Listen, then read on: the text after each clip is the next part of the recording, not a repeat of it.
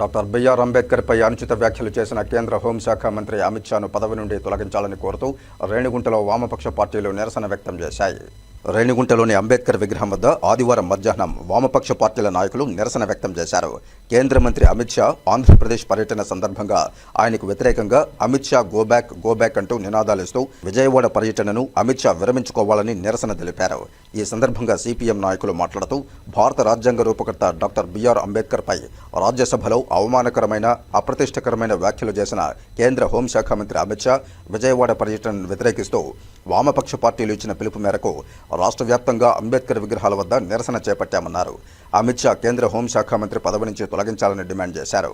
ఈ కార్యక్రమంలో CPM party senior నాయకులు వెంకటరమణ, కార్యదర్శి ఈశ్వరమ్మ, సెల్వరాజ్, చీరాలయ్య, రాజశేఖర్, శ్రీనివాసులు, పద్మమ్మ తదితరులు పాల్గొన్నారు.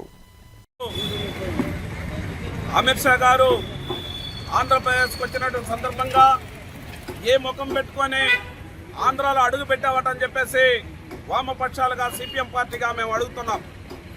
ఆంధ్రప్రదేశే కాకుండా భారతదేశంలో ఉన్నటువంటి ప్రజా సంపద మొత్తం కూడా దోచుకొని అమ్ముకొని ఉన్నవారికి కట్టబెట్టి కార్మికులకు పేదవాళ్ళకి అందరికి కూడా అన్యాయం చేసినటువంటి అమిత్ షా ఈరోజు ఆంధ్రప్రదేశ్కి ఇచ్చినటువంటి హామీల్ని ఏం చేశారు, ఆంధ్రప్రదేశ్కి ఏం న్యాయం చేశారటని చెప్పేసి చెప్పుకునేదానికి కూడా సిగ్గు లేకుండా మీరు ఆంధ్రప్రదేశ్కి వచ్చి ఇక్కడ మీ గొప్పతనాన్ని మీరు గొప్పలు చెప్పుకొని ఊదరు కొట్టుకునేదానికి మీ మాటల్ని ఈ ఆంధ్రప్రదేశ్కి వచ్చారటని చెప్పేసి ఈ సందర్భంగా అడుగుతున్నాం.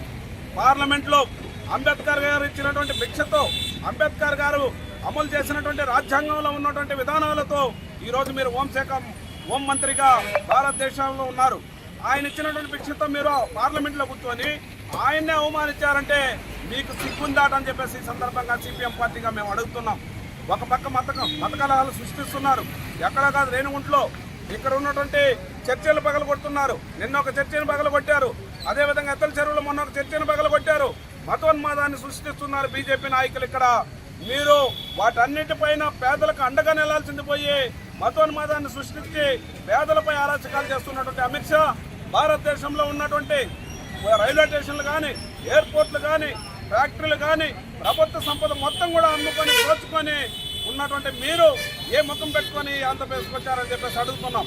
గతంలో మీరు ఇచ్చినటువంటి హామీలు నల్లధనం వెనక్కి తీసుకొని వచ్చి 15 లక్షలు అందరి ఖాతాలో మేము డబ్బులు వేస్తాం, వాళ్ళ నల్లధనం దాచిపెట్టుకుని ఉండే వాళ్ళని తాట చేస్తామని చెప్పి అబద్ధాలు చెప్పి అధికారంలోకి వచ్చి ఏ ముఖం పెట్టుకొని సిగ్గుశరం లేకుండా ఆంధ్రప్రదేశ్లో అడుగుపెట్టి మీరు ఈరోజు వెళ్తున్నారటంటే మీకు సిగ్గుందాటని చెప్పేసి ఈ సందర్భంగా మేము సిపిఎం పార్టీగా అడుగుతున్నాం మిత్రులారా.